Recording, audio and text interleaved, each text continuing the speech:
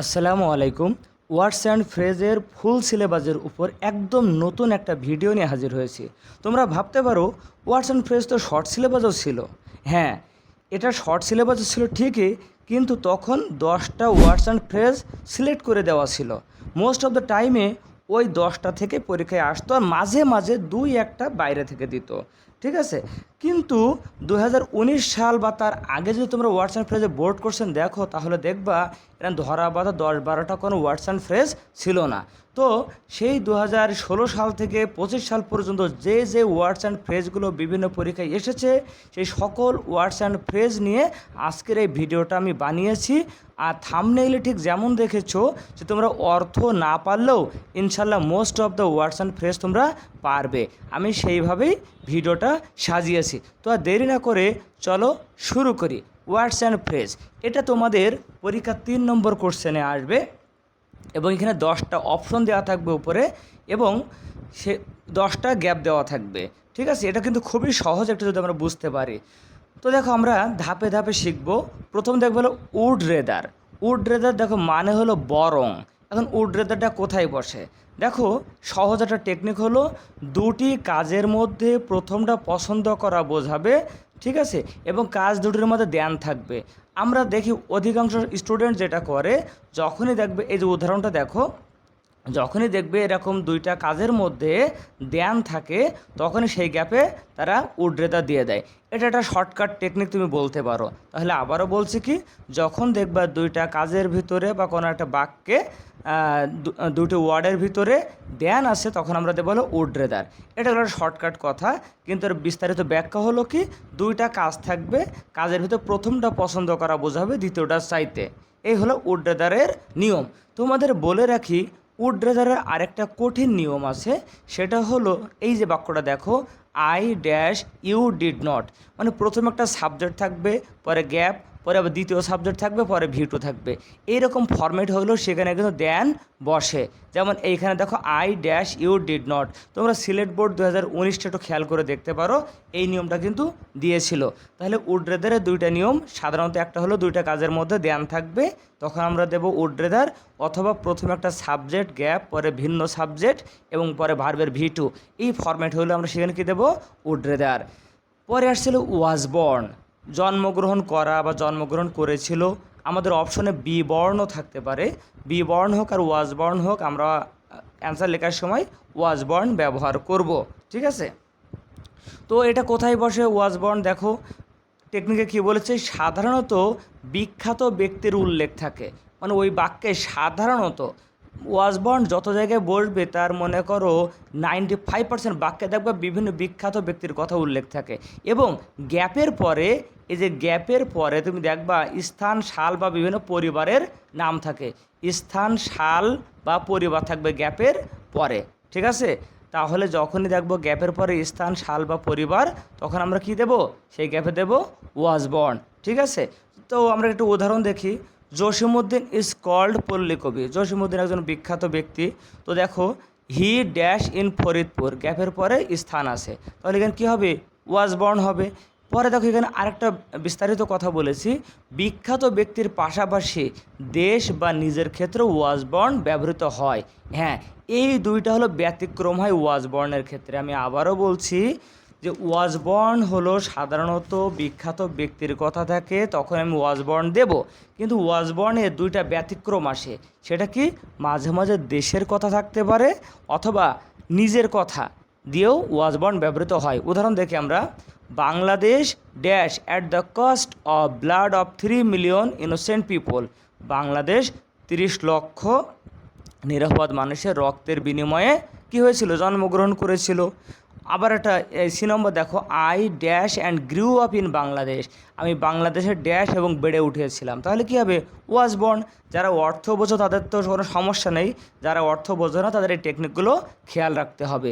পরে চলে আসছে আমরা লেট অ্যালোন, খুব মজার একটা বিষয়। লেট অ্যালোন মানে হলো ভাবাই যায় না। লেট অ্যালোন মানে হলো ভাবাই যায় না। কোথায় বসে দেখো, এটা যে বাক্যে বসে তার প্রথমে একটা সহজ কাজ নেগেটিভে থাকবে, প্রথমে সহজ কাজটা থাকবে নেগেটিভে, এবং এর পরে গ্যাপের পরে বড় বা একটা কঠিন কাজ থাকবে, বড় বা কঠিন কাজ থাকবে। এইখানে বসবে হলো আমাদের ও কী বসবে, লেট অ্যালোন। মানে কি, আমি একটু উদাহরণসহ দেখাই তোমাদের, যে he can not afford to buy a cellphone, মানে সেটা মুঠোফোনই কিনতে পারে না, ড্যাশ ল্যাপটপ। দেখো প্রথমে সেলফোন কেনাটা মোটামুটি একটা সহজ ব্যাপার, তো সেইটাই নেগেটিভ আছে পারে না। পরে ল্যাপটপ, এটা কিন্তু আরও বড় ব্যাপার, এটা পারবে না। পরে আবার দেখো বি নম্বরে, Rita is very idle, Rita হলো খুব অলস। She can not, negative, boil a potato, একটা আলুই সিদ্ধ করতে পারে না, dash prepare a dinner for 8 persons, আর 8জন ব্যক্তির খাবার রান্না করা এটা তো ভাবাই যায় না। তাহলে লেট অ্যালোন বসবে কোথায়, প্রথমে সহজ একটা কাজ সেটা নেগেটিভে থাকবে, এরপরে বড় একটা কাজ থাকবে। এইখানে তোমরা আরেকটা টেকনিক খেয়াল রাখতে পারো, সেটা হলো দেখবা এই বাক্যগুলোতে গ্যাপের আগে কমা থাকে। হ্যাঁ, তুমি প্র্যাকটিস করতে গিয়ে দেখবা লেট অ্যালোন ঠিক যেখানে যেখানে বসে দেখবা গ্যাপের আগে কমা থাকে, ঠিক আছে। তো আমরা কমার বিষয়টাও খেয়াল রাখবো, আবার সহজটা যে নেগেটিভে থাকে এটাও আমরা খেয়াল রাখবো। তারপরে আমরা চলে আসবো 4 নম্বরে, দেখো হোয়াট ডাজ লুক লাইক। এইখানে আমি 3টে বিষয় নিয়ে আলোচনা করব। একটা হলো হোয়াট ডাজ লুক লাইক, একটা হোয়াটস ডট ডট লাইক, আর একটা হোয়াটস ইট লাইক। 3টে কিন্তু একরকম না, খুব ভালো করে খেয়াল করো। What does look like, look like, look মানে দেখা, ঠিক আছে। তাহলে হোয়াট ডাজ লুক লাইক মানে দেখতে কেমন একটা জিনিস, সেটা কেমন দেখতে, এটা জানতে চাই যে বাক্যের দ্বারা, সেখানে বসবে হোয়াট ডাজ লুক লাইক। খেয়াল করো এখানে কিন্তু ডাবল অপশন আছে, হোয়াট ডাজ লুক লাইক, তার মানে যেখানে এটা বসবে সেখানে কিন্তু ডাবল গ্যাপ থাকবে। এই যেখানে দেখো আমি বলেছি ডাবল গ্যাপ থাকবে, এবং কোনো কিছু দেখতে কেমন সেটা জানতে চাই। খেয়াল করো, dash an alien dash, gap gap, তাহলে এখানে বলবো what does an alien look like, একটা এলিয়েন দেখতে কেমন। হোয়াট ডাজ আ ঘোস্ট, ভূত দেখতে কেমন। পরে বি নম্বর দেখে have you seen a camel, তুমি কি উট দেখেছো, ড্যাশ ইট ড্যাশ, এটা দেখতে কেমন, ঠিক আছে। তাহলে হোয়াট ডাজ লুক লাইক মানে দেখতে কেমন, ঠিক আছে। আর নাম্বার 5-এ দেখো হোয়াটস ডট ডট লাইক, এটা কিন্তু লুক নাই, এটা হলো শুধু লাইক, হোয়াটস ডট ডট লাইক, এটার মানে হলো কেমন, ওই জিনিসটা কেমন। দেখো এখানেও বলেছি এটাও কিন্তু ডাবল গ্যাপ থাকবে, কারণ এই যে ডাবল অপশান, হোয়াটস এবং লাইক ডাবল অপশান, তাহলে গ্যাপ থাকবে 2টা, ডাবল গ্যাপ থাকবে। এইটা দ্বারা কোনো কিছুর আচরণ, তার প্রকৃতি, বৈশিষ্ট্য কেমন সেটা জানতে চাই, তার আচার আচরণ কেমন, তার বৈশিষ্ট্যটা কেমন। যেমন উদাহরণ দেখো, ড্যাশ মাদার্স লাভ ড্যাশ, মায়ের ভালোবাসা কেমন, তাই তো। এইখানে তুমি যদি ভুল করে হোয়াট ডাজ লুক লাইক দাও, তাহলে অর্থটা কী হবে, মায়ের ভালোবাসা দেখতে কেমন, এটা কি হয়, মায়ের ভালোবাসা কি দেখা যায় না। তারপর দেখো dash you new boss dash, তুমি চাকরি করো, তোমার নতুন একটা বস এসেছে, আচ্ছা সেই বসটা কেমন, আগের মতো রাগান্বিত নাকি আরও ভালো, এই আমরা কিন্তু এই প্রকৃতি জানতে চাই, তার আচার আচরণ জানতে চাই।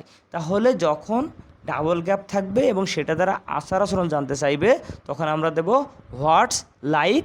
আর যখন দেখতে কেমন, কোনো কিছু দেখতে কেমন জানতে চাইবে, তখন দেব হলো what does look like. Okay, number 6 দেখো একই ক্যাটাগরি, এটা হলো হোয়াটস ইট লাইক, এটা কিন্তু ডাবল অপশন না, এটা কিন্তু ডাবল গ্যাপও থাকবে না। What's dot dot what's it like মানে হলো কেমন লাগে, কোনো কিছুর অনুভূতি মানে শেয়ার করা। হোয়াটস ইট লাইক, কেমন লাগে জিনিসটা, এটা কখন হবে, খুব সহজ। দেখো গ্যাপের পরে ভার্বের সাথে আইনজি থাকবে, বাক্যের শেষে জিজ্ঞাসা চিহ্ন থাকবে। যেমন দেখো dash swimming in a river, লাস্টে জিজ্ঞাসা চিহ্ন, এখানে কি বসবে, হোয়াটস ইট লাইক। আবার দেখো নাম্বার 7 একই রকমের, উড ইউ মাইন্ড, গ্যাপের পরে ভার্বের সাথে আইনজি, বাক্যের শেষে জিজ্ঞাসা চিহ্ন। তাহলে দেখো হোয়াটস ইট লাইক এবং উড ইউ মাইন্ড কখন বসবে, যখন দেখবো গ্যাপের পরে ভার্বের সাথে আইএনজি এবং লাস্টে হলো জিজ্ঞাসা চিহ্ন। এখন আমরা কখন কোনটা দেব, সাধারণত পরীক্ষায় যে কোনো একটা আসে, পরীক্ষায় হোয়াটস ইট লাইক আসে অথবা উড ইউ মাইন্ড আসে। তুমি বোর্ডগুলো প্র্যাকটিস করে দেখো, উড ইউ মাইন্ড অথবা হোয়াটস ইট লাইক দুটো একসাথে আসে না। তারপরেও যদি আসে, মনে করো পরীক্ষায় 2টা অপশন আছে এরকম, ড্যাশ ভার্বের সাথে আইএনজি, ড্যাশ ভার্বের সাথে আইএনজি, তাহলে আমি কোনটায় হোয়াটস ইট লাইক দেবো আর কোনটায় আমি উড ইউ মাইন্ড দেবো। এবার দেখো হোয়াটস ইট লাইক কখন বসে, হোয়াটস ইট লাইক মানে কোনো কিছু কেমন লাগে, মানে আমার এই এক্সপিরিয়েন্সটা নাই, আমি কখনো এটা দেখি নাই, শুনি নাই, এটা কেমন লাগে। আর উড ইউ মাইন্ড হলো কাউকে অনুরোধ করা বোঝায়, যে কাউকে তুমি বললে opening the window, opening the door, closing the door, switching on the fan, মানে কোনো কাজ করার জন্য আমরা প্লিজ দ্বারা যে অনুরোধ করা বোঝাই না, ওই অনুরোধ করা বাক্য সেখানে শুধু ভার্বের সাথে আইএনজি থাকবে, তখন আমরা দেব উড ইউ মাইন্ড। আশা করি তোমরা বুঝতে পেরেছো। তো হোয়াটস ইট লাইক গ্যাপের উপর আইএনজি থাকবে, উড ইউ মাইন্ডও ভার্বের সাথে আইএনজি যুক্ত থাকবে, ঠিক আছে। তো এরপরে চলে আসছে 8 নম্বর আর 9 নম্বর, এই দুইটা আমরা একসাথে শিখব, কারণ এই দুটো নিয়ম হল একই টাইপের। কি দেখো, ইট এবং দেয়ার দুইটাই হলো সাবজেক্টে বসে। দেখো সাবজেক্টে গ্যাপ থাকে, এখানেও দেখো সাবজেক্টে গ্যাপ থাকে। তাহলে দুইটা বাক্য এমন দেখবো যে সাবজেক্টে গ্যাপ আছে, আমাদের পরীক্ষায় ইটও আসে, দেয়ারও আসে। আগে মানে এক্সাম্পলটা দেখো, dash is very hot today, সাবজেক্টে গ্যাপ, এই যে পরে ভার্ব আছে, তাই না। এখানে দেখো ড্যাশ মে রেইন হেভিলি, ঠিক আছে, এই যে ভার্ব আছে, এর আগে সাবজেক্ট নাই, এই যে ভার্ব আছে, এর আগে সাবজেক্ট নাই, তাই না। তাহলে সাবজেক্টে গ্যাপ। দেয়ারের বাক্য দেখো, ড্যাশ ওয়াজ, ওয়াজ হলো ভার্ব, এর আগে সাবজেক্ট নাই, বা ড্যাশ ওয়াজ হলো ভার্ব, এর আগে সাবজেক্ট নাই, ঠিক আছে না। তো যখন দেখব এই যে সাবজেক্টে গ্যাপ থাকে, সেই দুটো বাক্যে আমাদের হয় ইট বসবে, না হলে দেয়ার বসবে, ইট না হলে দেয়ার। এখন তোমার প্রশ্ন, স্যার যে ইট কখন দেব আর দেয়ার কখন দেব, এই দুটোর পার্থক্য আমরা একটু বুঝি। পরীক্ষায় সলভ করার সময় এই দুটো একসাথে করবা, যেই দুইটা বাক্যে সাবজেক্টে গ্যাপ আছে সেই দুটো একসাথে করব, ঠিক আছে। দুটো বাক্যের দিকে তাকাবা, কি বলেছি দেখো, ইট মানে তো এটা, আর দেয়ার মানে সেখানে, কোনো জায়গায় নির্দেশ করে। টেকনিকটা দেখো, কোথাও কোনো কিছু আছে, ছিল বা নেই, এইটা যদি বোঝায়, আছে ছিল নেই এটা যদি বোঝায়, তাহলে সেই বাক্যের সাবজেক্টে দেয়ার বসবে, আর অন্যটা যেটা সেটা কি বসবে, ইট বসবে, ঠিক আছে না। উদাহরণ দেখো, dash was no modern artist in our country at the time, ওই সময় আমাদের দেশে কোনো আধুনিক শিল্পী ছিল না, মানে যে না থাকা, আছে, ছিল, এইগুলো যে বোঝাবে যে বাক্যে, সেই বাক্যে সাবজেক্টে দেয়ার বসবে। আবার এটা দেখি, এই যে 2 নম্বরটা দেখো, dash was nobody in the house, এই বাড়িতে কেউ ছিল না। তার মানে কোনো বাক্যে যদি আছে, ছিল, নেই, there live the king in Scotland একটা রাজা বাস করতো, মানে একটা রাজা ছিল, এরকম আছে, ছিল, নেই বোঝাইলে সাবজেক্টে দেয়ার বসবে, অন্যটাই ইট বসবে। দেয়ারের আরও একটা কথা বলা যায়, সাধারণত ওই বাক্যের শেষে স্থান থাকে, হ্যাঁ, যেমন দেখো in our country, in the house, সব বাক্যে থাকে না, কিন্তু মোস্ট অফ দ্য বাক্যে দেখবো শেষে কি থাকে, স্থান থাকে। তাহলে আমি আবারও বলছি, দেয়ার বসবে সেইখানে যে বাক্য দ্বারা কোথাও কোনো কিছু আছে, ছিল, নেই বোঝাবে, সেখানে দেয়ার বসবে, এবং এই বাক্যের শেষে সাধারণত স্থানের উল্লেখ থাকে, আর বাকি যে সেন্টেন্সটা থাকবে সেখানে ইট বসবে। এরপরে আমরা চলে আসব আরেকটা গুরুত্বপূর্ণ নিয়ম, 10 নম্বর এবং 11 নম্বর। অধিকাংশ স্টুডেন্টের এই নিয়মটা কিন্তু ভুল হয়। কি দেখো, হ্যাড বেটার মানে উচিত, আর হলো হ্যাভ টু মানে হলো বাধ্য। হ্যাভ টু না দিয়ে মাঝে মাঝে হ্যাজ টু বা হ্যাড টু আসতে পারে, বাট নিয়মটা একই। কোথায় দেখো, খেয়াল করো যে হ্যাড বেটার আর হ্যাভ টু কোথায় বসবে, এই যে সাবজেক্ট ও ভার্বের মাঝখানে গ্যাপ থাকবে, সাবজেক্ট ও ভার্বের মাঝখানে গ্যাপ থাকবে, ঠিক আছে। এই দেখো, ইউ সাবজেক্ট, পরে হলো টেক রেস্ট, এটা হলো ভার্ব আছে, তাই না। শি সাবজেক্ট, স্টাডি হলো ভার্ব, তাই না। এই সাবজেক্ট এবং ভার্বের মাঝখানে গ্যাপ থাকবে, এই বাক্যে আমাদের হ্যাড বেটার অথবা হ্যাভ টু বসবে। এই নিয়মটা করার সময় তোমার অর্থটা একটু বুঝতে হবে, অর্থটা। লাইন টু মানে পুরোপুরি বুঝতে হবে না, একটু বুঝলেই হবে। দেখো, কখন হ্যাড বেটার দেবো, কখন হ্যাভ টু দেবো, এই ধরনের দুইটা যখন বাক্য পাবো, সাবজেক্ট এবং ভার্বের মাঝখানে গ্যাপ আছে, এই দুটো মার্কিং করে রাখবা, রেখে বাকি সবগুলো অ্যান্সার করবা, করে এসে লাস্টে এই দুটো তুমি সলভ করবা। কি সলভ করবা, এবার এই দুটো বাক্য পড়ে দেখবা কার গুরুত্বটা বেশি। যার গুরুত্ব বেশি সেখানে বলবে হ্যাভ টু, যার গুরুত্ব কম সেখানে বলবে হ্যাড বেটার। মানে কি দেখো, হ্যাড বেটার কোন বাক্যে বসে, এখানে বলছে ওইখানে যে কাজটা দেওয়া থাকবে সেই কাজ করাটা ভালো, না করলে খুব বেশি সমস্যা নাই। যেমন দেখো, ইউ লুক এক্সস্টেড, তোমাকে খুব বিষণ্ণ মানে ক্লান্ত দেখাচ্ছে। You dash take rest for a while, তোমার কিছু সময় বিশ্রাম নেওয়া উচিত, মানে বিশ্রাম নেওয়াটা ভালো, না নিলে কি খুব সমস্যা হয়ে যাবে না। The sky is getting dark, আকাশটা মেঘে ঢেকে যাচ্ছে। Nahiyan dash carry an umbrella, নাহিয়ানের একটা ছাতা নেওয়া উচিত, এখানে হ্যাড বেটার হবে। আচ্ছা, বৃষ্টি তো পড়ছে না, আকাশ অন্ধকার হয়ে যাচ্ছে, বৃষ্টিতে নাও হতে পারে, তার মানে কি সতর্কতামূলক ছাতা নেওয়াটা ভালো, না নিলে কিন্তু খুব বেশি সমস্যা নাই। ঠিক আছে, পরে দেখো আরও বলেছি, যেসব বাক্য দ্বারা সতর্কতা বোঝায়, উপদেশ বোঝায়, পরামর্শ বোঝায়, সেইখানে আমাদের হ্যাড বেটার বসে। আমরা মনে হয় হ্যাড বেটারটা বুঝেছি। আর হ্যাভ টু কোথায় বসে দেখো, যেই কাজটা থাকবে ওই কাজটা করাটা জরুরি বা বাধ্যতামূলক, না করলে সমস্যা হতে পারে। বিশেষ করে যখন কোনো নিয়মের কথা উল্লেখ থাকবে, দায়িত্ব বা কর্তব্য বোঝাবে, সেখানে হ্যাভ টু বসে। মানে নিয়মকে, যেটা নিয়ম সেটা তোমাকে মেনেই চলতে হবে, যেটা দায়িত্ব সেটা করতেই হবে, যেটা কর্তব্য সেটা করতেই হবে। আমরা একটু উদাহরণ দিয়ে বুঝি, যেমন হ্যাড বেটারের উদাহরণ দিয়েছি যে না করলে সমস্যা ছিল না। এর হ্যাভ টুর উদাহরণ দেখো, রানি ইজ অ্যান এক্সামিনি, রানি হলো একজন পরীক্ষার্থী। তো যেহেতু সে পরীক্ষার্থী, মনে করো তুমি এইচএসসি পরীক্ষার্থী, তাহলে she dash study A lot to make a good result, good result করার জন্য তার পড়া উচিত নাকি পড়তেই হবে। পড়ালেখাটা তো আর কি না যে পড়াটা উচিত, না পড়লেও রেজাল্ট হয়ে যাবে, বিষয়টা এমন না, তোমাকে পড়তেই হবে, বাধ্য, এইটাই নিয়ম, তাই না? ভালো রেজাল্ট করার নিয়মটা কি, পড়তে হবে। এই যে নিয়ম, দায়িত্ব, কর্তব্য, এটা বোঝালে সেখানে কী বসবে, হ্যাভ টু।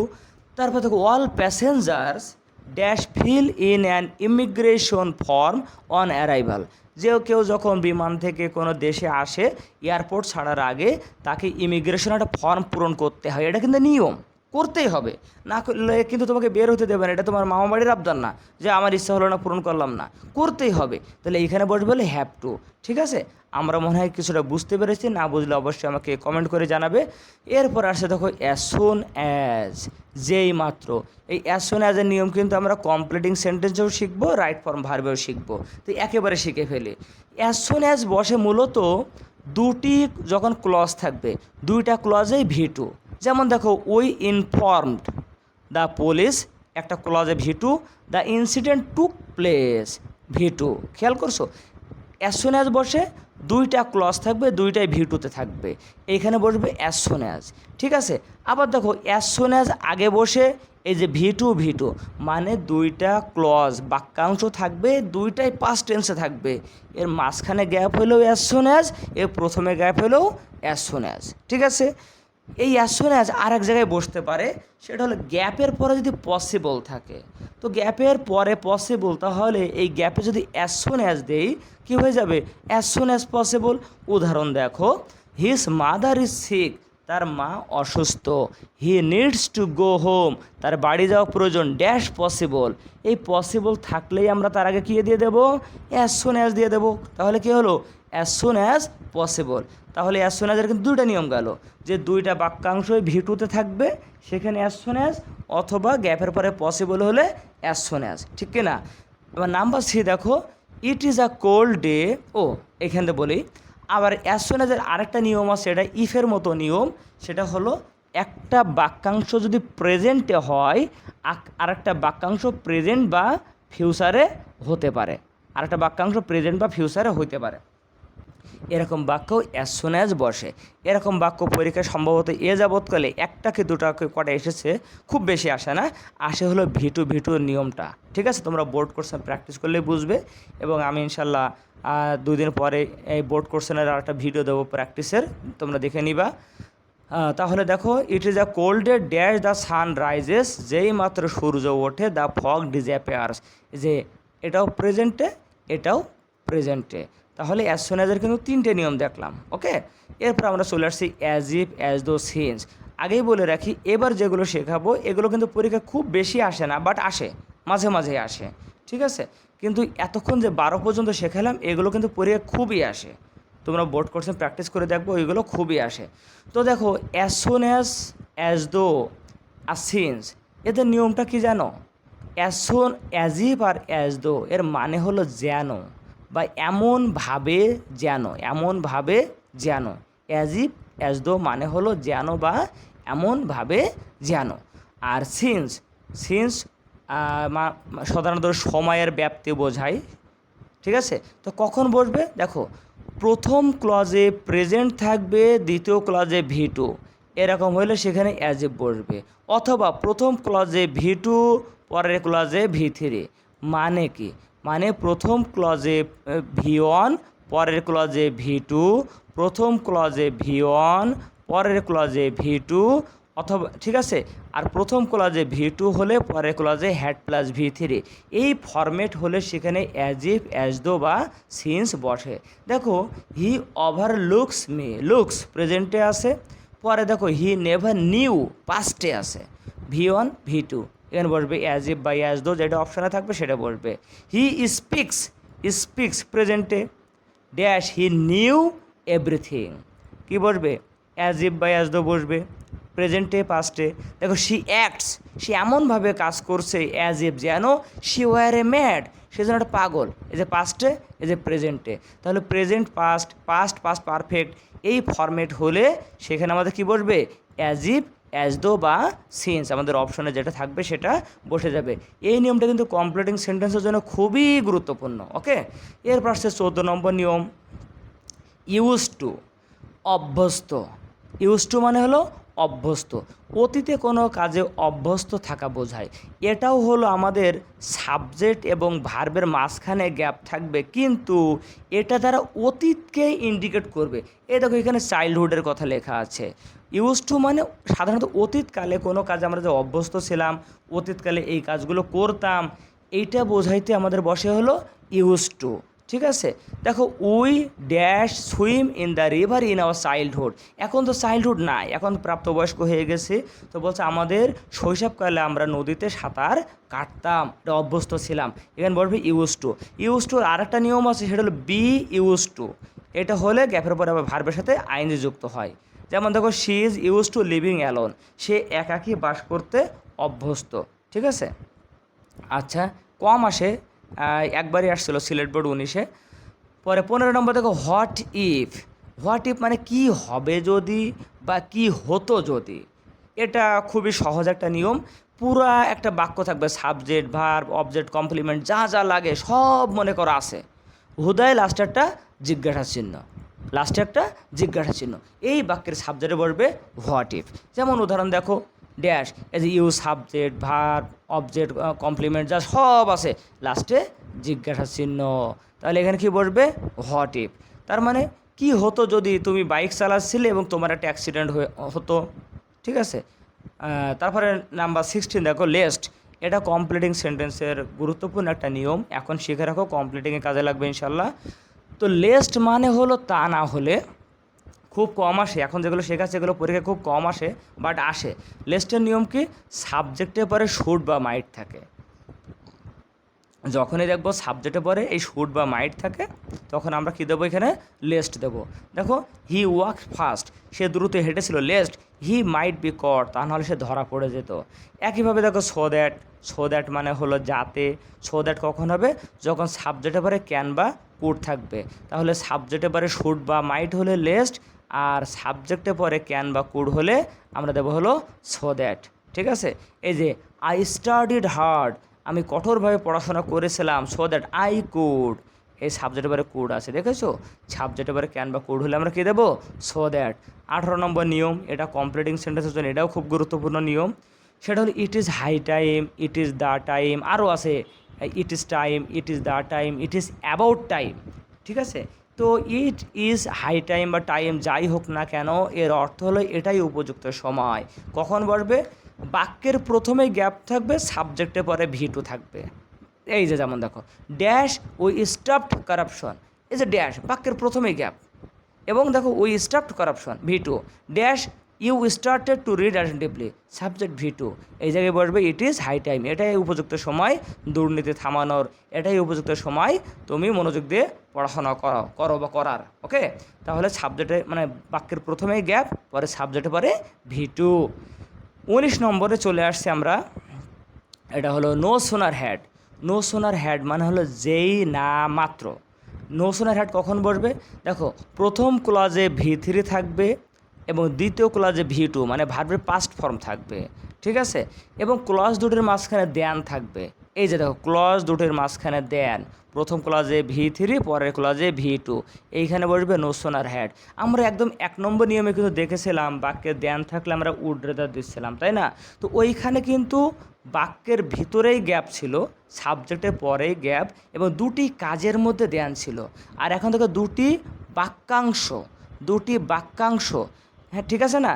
এই যে দেখো হি র্যান এও একটা বাক্যাংশ, হি সিন দ্য থিপ একটা বাক্যাংশ, দুটি বাক্যের মাঝখানে দেন। এখন হবে হলো নো সোনার হ্যাড, আর এর প্রথম ক্লজে V3, পরের ক্লজে V2, এই জায়গায় হবে হলো নো সোনার হ্যাড। তো এই পর্যন্ত ছিল আমাদের বেশি গুরুত্ব মানে টুকটাক আসার মতো। এরপরে যেগুলো শেখাবো এগুলো পরীক্ষা আরও কম আসে, মানে খুব কম আসে। তারপর আমরা শিখে রাখি যাতে আমাদের কোনোটা আনকমন না আসে। যেমন ফিল লাইক মানে ইচ্ছুক, এটা হলো সাবজেক্টের পরে গ্যাপ থাকবে এবং পরে ভার্বের সাথে আইএনজি যুক্ত থাকবে। সাবজেক্ট গ্যাপ, পরে ভার্বের সাথে আইএনজি, ঠিক আছে? আমরা কিন্তু আরেকবার আইএনজি দেখেছিলাম, ওই যে would you mind, what's it like, সেইখানে কিন্তু বাক্যের শেষে জিজ্ঞাসা চিহ্ন ছিল। আমি একটু দেখাই আসি। এই যে দেখো যে হোয়াটস ইট লাইক, আইএনজি গ্যাপের পরে জিজ্ঞাসা চিহ্ন, আইএনজি গ্যাপের পরে জিজ্ঞাসার চিহ্ন, এবং এটা কিন্তু বাক্যের প্রথমে গ্যাপ থাকছিল, ঠিক আছে? আর ফিল লাইক কিন্তু বিষয়টা আলাদা। এটা দেখো সাবজেক্টের পরে গ্যাপ, পরে ভার্বের সাথে আইএনজি, তখন হবে হলো feel like. I don't feel like going out this evening, এই সন্ধ্যায় আমার বাইরে যেতে ইচ্ছা করছে না। এটা পরীক্ষায় একবারই এসেছে। তারপর দেখো এখন যেগুলো শেখাবো এগুলো জাস্ট অর্থটা জেনে রাখবা, দু একটা উদাহরণ জেনে রাখবা, তাহলে ইনশাল্লাহ হয়ে যাবে। দেখো অ্যাজ লং অ্যাজ মানে যতক্ষণ পর্যন্ত, এটা পরীক্ষায় একবারই আসছে এই পর্যন্ত। ইন কেস মানে যদি বা ক্ষেত্রে, ইফ মানে যদি, প্রোভাইডেড মানে যদি, আনলেস মানে যদি না। তো এই as long as, in case, if, এদের সবার নিয়ম মোটামুটি একরকমই। কি একটা বাক্য প্রেজেন্টে থাকবে, অপরটা প্রেজেন্ট বা ফিউচারে থাকবে, ঠিক আছে? এই উদাহরণটা দেখো, এই যে দেখো দে উইল কন্টিনিউ ফিউচার, এই যে প্রেজেন্টে। I will say future, I don't see you প্রেজেন্টে। ইট স্টপস রেইনিং প্রেজেন্টে, আই উইল গো টু ফিউচারে, ঠিক আছে? তো একটা বাক্য প্রেজেন্টে আর একটা বাক্য প্রেজেন্ট বা ফিউচারে হবে, এবং সেখানে যদি বা যদি না, যতক্ষণ, এই অর্থগুলো বোঝাবে। এইগুলো বোর্ড পরীক্ষায় এ যাবৎ 1 থেকে 2 বার করে এসেছে, ঠিক আছে? এগুলো অর্থটা জেনে রাখলে ইনশাল্লাহ হয়ে যাবে, ঠিক আছে? তো উদাহরণটা দেখো, they will continue to suffer, তারা ভুগতে থাকবে, dash they are not educated, তারা যতক্ষণ না পর্যন্ত শিক্ষিত হবে তারা ভুগতে থাকবে। এই যে যতক্ষণ না পর্যন্ত বা যতক্ষণ পর্যন্ত, এটা বোঝাইতে অ্যাজ লং অ্যাজ বসেছে, ঠিক আছে? I will say you good bye now, তোমাকে আমি এখন গুড বাই বলবো। ইন কেস যদি, I don't see you again, যদি তোমার সাথে আমার আর দেখা না হয়, যদি।